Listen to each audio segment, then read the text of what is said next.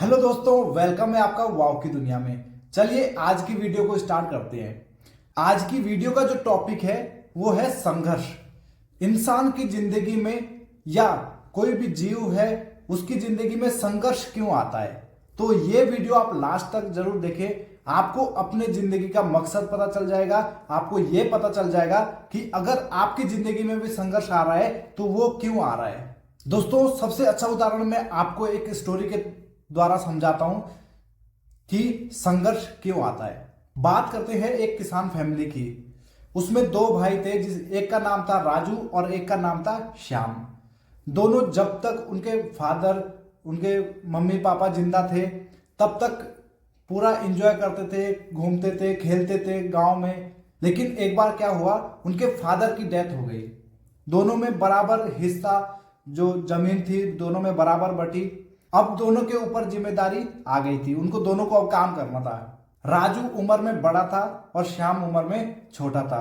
दोनों ने खेतों में काम करना शुरू कर दिया और अपना जो रोजमर्रा की जिंदगी है उसको काटने लगे। दिन पर दिन बीतते जा रहे थे और दोनों अपने काम में लगे हुए थे।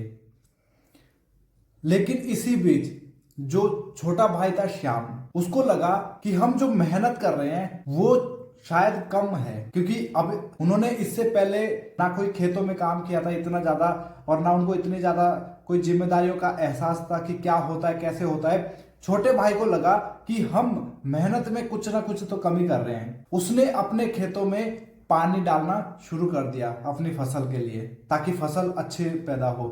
उसने अपनी फसल में अच्छी खाद को ढूंढना शुरू किया और उसको भी खेतों में डालना शुरू कर दिया। उसने खेत में मिट्टी की जो उपजाऊ शक्ति है उसको चेक करवाया। उसमें जो उपज के लिए पर्याप्त मात्रा में जो शक्ति होती है क्या वो पूरी है, और भी जितनी चीजें एक अच्छी फसल के लिए चाहिए होती है उसने वो करना शुरू कर दिया। जबकि राजू ने ऐसा कुछ नहीं किया। राजू फसल बोता गया और राजू ने सोचा कि जब कटाई की बारी आएगी सीधा तभी मेहनत करनी पड़ती होगी, है ना। तो दोस्तों फिर क्या हुआ, 6 महीने बाद जब फसल उनकी पैदा हुई, जो श्याम था उसके खेत बिल्कुल हरे भरे, उसमें पूरी फसल एक खिलखिलाती हुई, जैसे बोलते हैं ना, प्रकृति का नजारा देखने को मिला। जबकि जो राजू की फसल थी वो बिल्कुल ऐसे लग रहा था जैसे किसी आदमी को 4-5 दिन से खाना ना दिया हो भूखमरी के कारण। तो ये चीज है, इस चीज से सीखने को ये मिलता है दोस्तों कि हमारे पास जो संघर्ष आता है, हमारे पास जो कठिनाइयां आती है, वो आती क्यों है, इसका सबसे बड़ा या सबसे खूबसूरत आंसर है वो है हमारे जिंदगी को खूबसूरत बनाने के लिए। जैसे कि अभी मैंने बताया, जो श्याम था उसकी फसल कितनी अच्छी पैदा हुई क्योंकि उसने मेहनत करी थी, उसने संघर्ष किया था। तो दोस्तों जो संघर्ष आता है जिंदगी में, हमारी जिंदगी को खूबसूरत बनाने के लिए आता है। इसीलिए संघर्ष से कभी भागना नहीं चाहिए, संघर्ष को अपनाना चाहिए, उसके ऊपर काम करना चाहिए और हमारी जिंदगी डे बाय डे खूबसूरत होती जाएगी।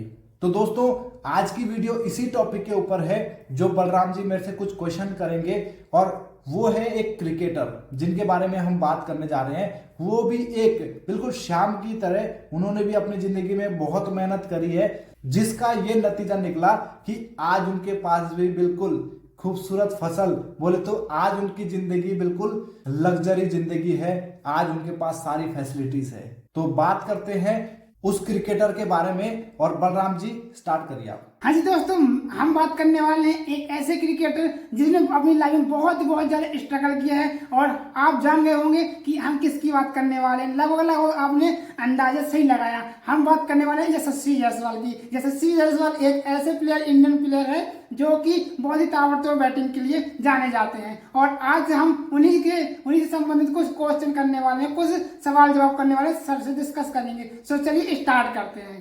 तो सर मेरा फर्स्ट क्वेश्चन ये है, यशस्वी जायसवाल के पास्ट के बारे में मेरे को जानना था, तो कुछ बताएंगे आप उनके पास्ट के बारे में। बिल्कुल बिल्कुल बलराम जी, देखो जहां तक मैंने सर्च किया है उनके बारे में, जब मेरे को पता चला कि यशस्वी जायसवाल बहुत अच्छा खेलते हैं, मैंने उनके बारे में सर्च किया गूगल के ऊपर, यूट्यूब के ऊपर काफी सारी वीडियोस देखी, तो वो एक बहुत ही पुअर फैमिली से बिलोंग करते हैं। दोस्तों यशस्वी जायसवाल का जन्म 28 दिसंबर 2001 को उत्तर प्रदेश के भदोही जिले में सूर्यावा गांव एक है छोटा सा, वहां पर हुआ था। दोस्तों उनका जो फैमिली बैकग्राउंड था वो इतना ज्यादा स्ट्रांग नहीं था। वो उनके जो फादर थे वो एक छोटी सी दुकान चलाते थे हार्डवेयर की, और यशस्वी जायसवाल इनके अंदर इतना जुनून था, सिर्फ 11 साल की उम्र में ही वो अपने सपने को पूरा करने के लिए मुंबई चले गए क्रिकेट खेलने के लिए। दोस्तों जब उनका स्ट्रगलिंग टाइम था उस टाइम पे कई कई इंटरव्यू में उन्होंने कहा है कि मैं सिर्फ इतनी उम्मीद रखता था कि कोई मुझे खाने को दे दे बस। तो आप इमेजिन कर सकते हो कि स्ट्रगलिंग टाइम में उन्होंने कितनी मेहनत करी होगी। वो जब कहीं पर मैच खेलने के लिए जाते थे तो उनको और किसी चीज की प्रॉब्लम नहीं रहती थी, सिर्फ इतना रहती थी कि रहने के लिए और खाने के लिए मेरे को टाइम से हो जाए बस। तो ये चीज होती है दोस्तों, जब भी हम किसी भी काम को शुरू करते हैं तो परेशानी आती है।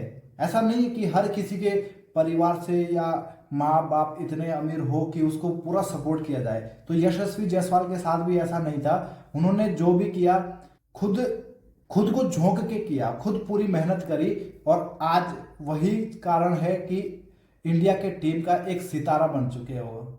सर मैंने सुना था मतलब कि उनके जो उनके सपने थे तो वो तो लगभग उसमें लग गए थे, बट बीच में ऐसा क्या कारण आया कि उन्हीं की जबान से हमने सुना था कि वो गिव अप करना चाहते थे, छोड़ना चाहते थे क्रिकेट से। बलराम जी देखो, सबसे बड़ा कारण जो गिव अप करने का होता है मेरे हिसाब से वो होता है बैकग्राउंड। अगर हमारे पास पैसा नहीं है, अगर हमारे पास फैमिली का सपोर्ट नहीं है ना, तो ये एक कारण बन जाता है गिव अप करने का। तो मैंने जहां तक देखा यशस्वी जायसवाल के पास इतना फाइनेंशियल इतनी प्रॉब्लम आई कि वो कई बार सोचा है उन्होंने कि मैं गिव अप कर दूं, और कई बार तो उन्होंने इतना भी सोच लिया, ऊपर वाले के भरोसे छोड़ दिया सारी चीजें, कि उन्होंने ये भी सोच लिया था कि मुझे जिंदगी से ही गिव अप करना है। तो इमेजिन कर सकते हो दोस्तों कि कितनी प्रॉब्लम आई होगी उनको। तो बलराम जी ये एक कारण है जो इंसान को आगे बढ़ने से रोकता है। लेकिन यशस्वी जायसवाल एक ऐसा बंदा था जिसने हिम्मत नहीं हारी, और आज तभी वो एक लेवल पे है, तभी वो इंडिया के लिए खेल रहे हैं। बिल्कुल बिल्कुल। सर आपको क्या लगता है कि जिस प्रकार से प्रदर्शन इस समय वो यशस्वी जायसवाल कर रहे हैं वर्तमान परिस्थिति में, तो आपको क्या लगता है कि फ्यूचर में इंडियन टीम के कैप्टन हो सकते हैं या नहीं? बिल्कुल बिल्कुल बलराम जी, और मैं तो खुद यही चाहता हूँ कि उनको कैप्टन बनाना चाहिए आने वाले टाइम में। जब भी उनका एक लेवल इस लेवल का होगा कि वो कैप्टन के लायक बन जाएंगे, तो डेफिनेटली हो सकता है कि जो परफॉर्मेंस उनकी आज है वही परफॉर्मेंस कंटिन्यू रखेंगे तो डेफिनेटली वो इंडियन टीम के कैप्टन बनेंगे। अभी जैसे लास्ट टाइम देखा हमने टेस्ट मैच में, तो लगातार वो शतक मारते रहे, है ना, और रिकॉर्ड भी तोड़ दिया। सबसे ज्यादा शतक एक पारी में उनके ही है। एक मैच में सबसे ज्यादा शतक मारने वाले खिलाड़ी भी बन चुके हैं, और एक टेस्ट मैच में एक इनिंग में सबसे ज्यादा 6 मारने वाले खिलाड़ी भी बन चुके हैं। तो ये होता है दोस्तों, जब एक टूटा हुआ इंसान कहीं पर भी आगे बढ़ने के लिए हिम्मत नहीं हारता है तो वो कामयाब जरूर होता है। तो बलराम जी कैप्टन वो जरूर बनेंगे। उनका कॉन्फिडेंस और उनका प्रदर्शन देख के लगता ही है कि वो उनको इंडियन टीम का कैप्टन होना चाहिए, बिकॉज उनके जो अंदर जो हुनर है ना, वो हुनर सभी को दिख रहा है लगभग, और वो आगे चल के बहुत अच्छे इंडियन टीम के कैप्टन हो सकते हैं, है नहीं या होंगे ही। तीसरा क्वेश्चन ये था कि जो यशस्वी जायसवाल है उनका जो नेचर है, उनका नेचर कैसा है, उनका बिहेवियर जो होता है वो कैसा है, और जो लोगों को जो आज की युवा है, यूथ है, उनको जो उनकी किस बात से इंस्पायर होना चाहिए?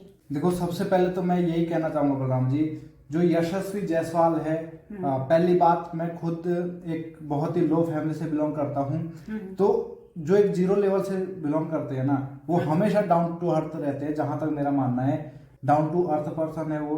दूसरी चीज है वो कभी भी हिम्मत नहीं हारते हैं, जो बात मुझे बहुत अच्छी लगी उनकी, तो वो कभी भी हिम्मत नहीं हारते हैं, तो डेडिकेटेड पर्सन है वो। एंड तीसरी बात उनके अंदर ये है कि जो बंदा 0 से उठता है ना बलराम जी, वो बंदा ऑनेस्ट रहता है, हमेशा ईमानदारी से खेलेगा वो बंदा इंडिया टीम के लिए। तो ये बात है, जो उनके नेचर को, उनके बिहेवियर को दर्शाती है। और दूसरी बात मैं बात करूं, हमारे देश का जो यूथ है, हमारे देश के यंगस्टर को उनसे सीखने की जरूरत है कि पहली बात तो ये सीखने की जरूरत है, नेवर गिव अप।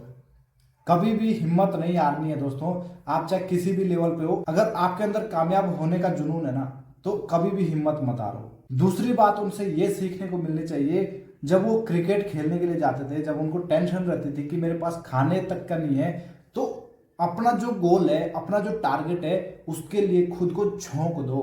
क्योंकि ऊपर वाले के घर में देर है, अंधेर नहीं है। ऊपर वाला, ये तो बचपन से लेकर हम सुनते आ रहे हैं, ऊपर वाला जब भी देता है वो छप्पर फाड़ के देता है, लेकिन वो छप्पर तब फाड़ेगा जब तुम्हारे पास छप्पर होगा। तो वो छप्पर बनाने के लिए मेहनत करनी पड़ेगी, तभी ऊपर वाला फाड़ के देगा। तो बलराम जी ये बात है, उनसे सीखने के लिए बहुत सारी चीजें है। वैसे तो आप देख सकते हो, सिर्फ 21-22 साल की एज है उनकी, तो 21-22 साल की एज में इंडियन टीम के लिए खेलना, जहां पर 150 करोड़ के आसपास हमारे देश की आबादी है, सिर्फ 11 खिलाड़ी को चुना जाता है इंडियन टीम के लिए। तो ये बहुत बड़ी बात है एक अपने आप में।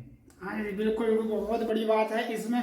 हाँ जी दोस्तों, आपने सुना होगा जो सर ने बताया, काफी अच्छा रिस्पांस मिला, बहुत अच्छा आंसर दिए सर ने, और मेरे को भी बहुत कुछ उनसे सीखने को मिला। यशस्वी जायसवाल जी से उनके बारे में जाना, मेरे को इतना ज़्यादा इन्फॉर्मेशन नहीं थी, उनके बारे में इतनी ज़्यादा जानकारी नहीं थी जो मैंने अभी जाना।